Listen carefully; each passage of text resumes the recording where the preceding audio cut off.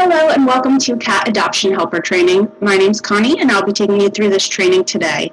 Since it is virtual, if you have any questions along the way, please feel free to jot them down and email them to me at the end of the training, or you'll have a mentor shift with someone and you can ask your questions at that time as well.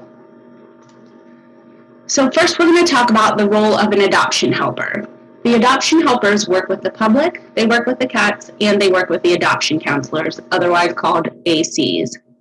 It's very important that we as adoption helpers greet people as they enter the cat wing, that we speak in a positive manner about all the cats as well as PAWS. Speaking with visitors is a large part of our adoption helper role, as is handling and working with the cats. We always want to remember that we're advocates for the cats, and so we want to try to help people find the perfect match, not the perfect cat. At PAWS, we have two types of cats. We have cats that we call resident cats, and we have cats that we call foster cats. Resident cats are those that live at PAWS, often in communal rooms, and they're there all the time. So one thing we want to remember is that shelter life and having multiple roommates can be stressful. And so often cats will act differently at the shelter than they would in a home. On the other hand, foster cats live in a home typically during the week. They come to PAWS for a few days each week, often on the weekends. And while getting to live in a home is great, the travel back and forth can be stressful. Foster cats stay in cages while they're at the shelter because we do want to keep them separate from our resident cats. Being in a cage can also be stressful, so like our resident cats, foster cats might act differently in the shelter than they do in a home. As I mentioned, we always want to greet visitors as they come into the cat wing. So when they come in, these are a list of things that we might want to ask them. So welcome them to the shelter. Hello, welcome to PAWS. Is it your first visit? If they say yes, we want to tell them about the layout of PAWS and use this as an opportunity to gently introduce a couple of our rules, such as visiting FIV and FELV cats first. Foster cats are in the cages. Please leave cats in their assigned cage.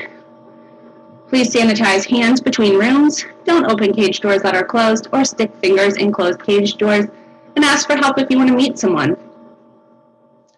If it's not their first visit, just welcome them back and go over a quick rule refresher. Again, FIV, FELV cats should be visited first.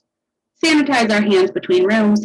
Don't open cages or stick our fingers in, and ask if you need anything. We also want to ask if they're just visiting or if they're interested in adopting. So if they're just visiting, that's great. Our cats love visitors. We want to point out cats who particularly love people, point out cats who are not quite ready for public visitors, and let them know you're around if they need anything. Before they leave, ask them how their visit was and thank them for coming. If you have people who are interested in adopting, great. Ask them more about what they're looking for. What type of cat? Ask them some questions like, do they have pets at home? What type of household do they have? Kids, loud, quiet, etc. Explain cage cards and the information on cage cards, which we'll get to in a little bit. Let visitors know that you're here to help and you appreciate their visit. So again, when you talk to visitors, you always want to remain calm and positive. You might run into a situation where a visitor is upset. It could be they recently lost a pet or they're sad, or maybe they're disgruntled about something at PAWS. Remain calm, listen to them, and if they're upset, tell them you'll gladly get someone else to try to assist them. If they just don't want to stop and listen to you, try to go over some main rules and keep an eye on them. And if you have any concerns about a visitor after you've interacted with them, you should address your concerns privately and professionally with the adoption counselor or a staff member on duty. Things to consider. Sometimes some of our cats need a gentle introduction. We have cats who maybe have difficult or challenging behavior. It's important we warn people about these cats, but at the same time, not scare people or speak negatively. So it's okay to say something like, Chevy is still settling in and is not quite ready for pets yet, or Rocky Road is a very intelligent boy but gets overstimulated easily and needs a home with people who understand cat behavior. Often there are notes on the door that will help us remember who and what to mention in each room. You don't need to stay with visitors every moment, but let them know you and other volunteers are available for questions and periodically check in with them to find out how they're doing. It is helpful to chat with visitors as they look around. Sometimes people who are just looking really do end up wanting to adopt. And I apologize for my scrolling through the things really quickly. My cat is in here and helping me with this recording. So when people are meeting cats, visitors can interact with resident cats in their respective rooms. They can get to know a foster cat or kitten in a meet and greet room. Only cats or kittens that live together should be taken into a meet and greet room at the same time. For example, 2 kittens from separate litters who are living in separate foster homes may not be put into a meet and greet room together. And only you as a PAWS volunteer or another PAWS volunteer staff should take the cat or the kitten out of a cage. We should never allow the public to take cats or kittens out of their cages and put them in meet and greets. So once you've taken a cat or a kitten to a meet and greet room, we used to say you can stay with the visitor. Due to COVID, we're going to ask that you not actually stay in with the visitor, but you answer some questions and then you leave, go back after a few minutes to check in, ask them what they think about the cat and whether they want you to bring somebody else in to meet or if they're happy. Couple of policies. So it is important that our adoption helpers know the basics about policies, but to direct any policy discussions to the adoption counselor or staff on duty. Undergrad applicants. PAWS does not adopt our cats to undergrads. If someone mentions to you that they're an undergrad and they're interested in adopting, if you're uncomfortable talking to them about the fact that we don't adopt to undergrads, you can get an AC or a staff member. If you're comfortable, just explain that PAWS doesn't adopt to undergrads. However, an undergrad can foster, and fosters are always needed. Talk up fostering. There's no real expense. PAWS gives fosters everything they need to care for the cat, food, litter, all the bedding, etc. And PAWS also covers medical expenses. Another policy is that PAWS adopts cats to be indoors only. So if someone mentions a cat that will go outside, you can again mention this to the adoption counselor and allow them to have the conversation with the applicant. Outdoor cats face a lot of danger and can have a significant impact on our ecosystem. Other pet meet and greet. People cannot bring their other pets to meet a PAWS cat prior to adoption. Slow introductions at home are essential, and the adoption counselors can give advice on introducing pets to each other. And lastly, declawing. PAWS does not declaw cats and won't adopt a cat to someone who will declaw. There are many reasons for this and many options other than declawing. Again, the adoption counselor on duty can have this conversation with the potential adopter. Some things to keep in mind with health and safety for visitors and our animals. We want to encourage visitors who may be interested in the feline immunodeficiency virus positive cats to visit them first. This is FIV positive. So FIV positive cats can't transmit FIV to visitors or to other cats at PAWS. But visitors whose hands aren't thoroughly sanitized can transmit germs to the FIV positive cats. You can tell visitors that FIV positive cats have a very good chance of living a long and reasonably healthy life.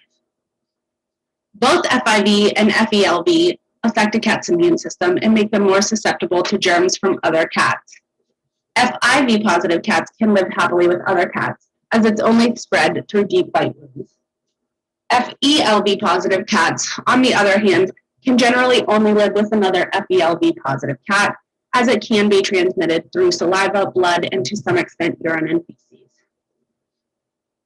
Other things to keep in mind for health and safety.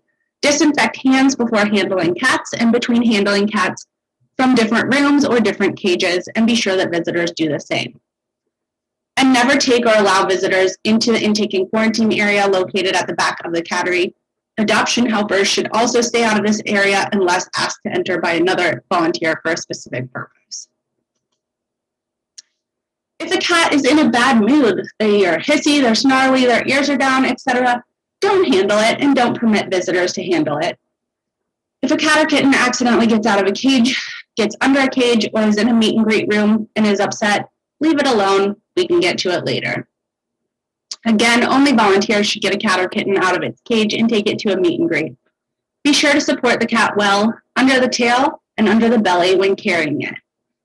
It's a good idea. We don't actually encourage scruffing, but it's a good idea to have your hand on the loose skin on the neck, behind the neck, so that we can scruff if needed. And this is something that you'll be taught during your mentorship. Young kittens should not be handled excessively. This applies to volunteers as well as visitors. Kittens under the age of 6 months should not be held or taken to a meet and greet room if the visitor is not seriously interested in adopting them.